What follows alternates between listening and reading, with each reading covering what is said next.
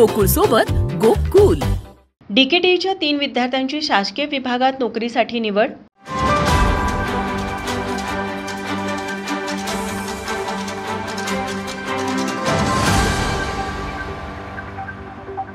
डीकेटीच्या civil engineering विभागातील 3 विद्यार्थ्यांची महाराष्ट्र राज्य शासनाच्या विविध सार्वजनिक क्षेत्रात नोकरीसाठी निवड झाली आहे। सध्या सिव्हिल इंजिनिअरिंग क्षेत्रात सरकारी नोकऱ्यांची मोठ्या प्रमाणावर मागणी आहे। या संधीचा लाभ डीकेटीच्या विद्यार्थ्यांना मिळावा या हेतूने डीकेटीमध्ये विद्यार्थ्यांसाठी वेळोवेळी सरकारी नोकरी संदर्भात तज्ञांचे मार्गदर्शनपर व्याख्यान कार्यशाळा आयोजित केल्या जातात। यामुळे विद्यार्थ्यांना योग्य दिशा मिळत असून सरकारी नोकरी मिळवण्याचे स्वप्न साकार करण्यासाठी डीकेटी एक सक्षम मंच ठरत आहे, अशी प्रतिक्रिया यावेळी विद्यार्थी व पालकांनी दिली। ओंकार सांगले यांची रचना सहाय्यक म्हणून नगर रचना व मुख्य निर्धारक विभागामध्ये निवड झाली आहे। रणजित कोळेकर यांची जलसंधारण अधिकारी म्हणून मृदा व जलसंधारण विभागामध्ये तर मोईन बागवान यांची ज्युनियर इंजिनिअरिंग म्हणून ग्रामीण पाणीपुरवठा विभाग खात्यात निवड झाली आहे। डीकेटीच्या विद्यार्थ्यांनी मिळवलेले हे यश उल्लेखनीय आहे। नुकतेच डीकेटीच्या सिव्हिल इंजिनिअरिंग कोर्सला एनबीएचे मानांकन प्राप्त झाले आहे। सध्याच्या स्पर्धेच्या युगामध्ये डीकेटीच्या विद्यार्थ्यांनी मिळवलेले यश